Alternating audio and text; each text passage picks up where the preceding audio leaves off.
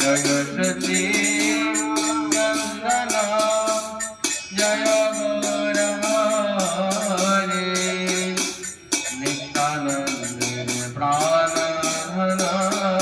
নবদ্বীপ বিহারী নিত্যানন্দ প্রাণ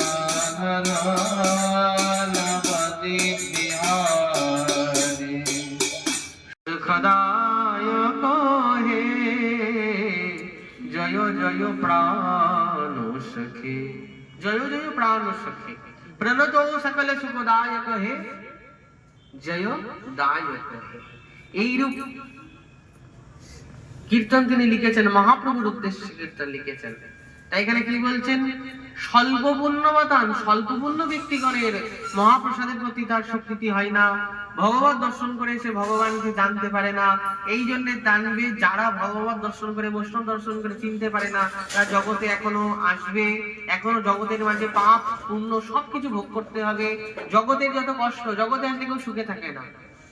জগতে আসবে যখন, জগতের যে দুঃখ কষ্ট সব তোমাকে ভোগ করতে হবে, যতবার আসবে ততবার ভোগ করতে হবে। যে ব্যক্তি জানবে সাধু হয়েছে, যে ব্যক্তি ভক্ত হয়েছে, সাধু মানে যে সংসার ত্যাগ করে ভক্ত তা নয়। সাধু কথার অর্থ হচ্ছে পরিবারকে নিয়ে ভজন করো, টোটালি পরিবার কৃষ্ণ ভক্ত হও, টোটালি পরিবারই ভগবানকে সেবা করো, মহাপ্রসাদ পাও। স্বামী স্ত্রী সন্তান পুত্র যারা যারা আছে প্রত্যেকে ভগবানকে ভোগ দিয়ে প্রসাদ পাও। সেই পরিবারে যেন কেউ ইতর বস্তু গ্রহণ না করে, সকলে ভোগ লাগিয়ে প্রসাদ পাও, সকলে হরিনাম করো, সকলে ভগবানের সেবায় যুক্ত থাকো। তবে একটা যাকে বলা হয় সুখী গৃহকোণ, এটাকে বলা হয় গার্হস্থ আশ্রম। গার্হস্থ আশ্রম প্রত্যেককে বলা যাবে না, এটাকে বলা হয় গার্হস্থ আশ্রম। ভক্তি শ্রবণ কীর্তন, প্রথমে শ্রবণ তারপর কীর্তন। শ্রবণ কীর্তন স্মরণ বন্দন পাদ সেবন রাশরে পূজন সখী গণ আত্মনিবেদন, পূজন সখী গণ আত্মনিবেদন, গোবিন্দ দাসয়োভিলাষরে ভজ হুরে মান শ্রীনন্দনন্দন অভয় চরণার বিন্দরে, অভয় চরণার বিন্দরে, অভয় চরণার বিন্দরে, অভয় চরণার বিন্দরে। এটার আগের উপরে গিয়েছি আমি, ইউটিউবে সবাই দেখতে পাবে। ইউটিউবে দামোদর কৃষ্ণ দাস নামে সার্চ করবে, ওখানে পেয়ে যাবে। আমার হরিকথা বিভিন্ন কীর্তন সব ওখানে আছে, পেয়ে যাবে। গৌর প্রেমানন্দে হরি হরি বল।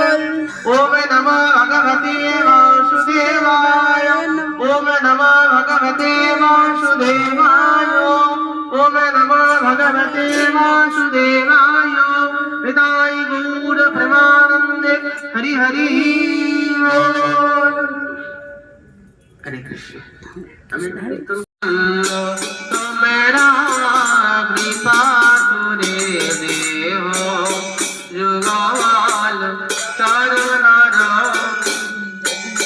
যেন আকুল প্রাণে গাইতে পারে হারারে গোবিন্দ, যেন আকুল প্রাণে গাইতে পারে হারারে গোবিন্দ, গাইতে পারে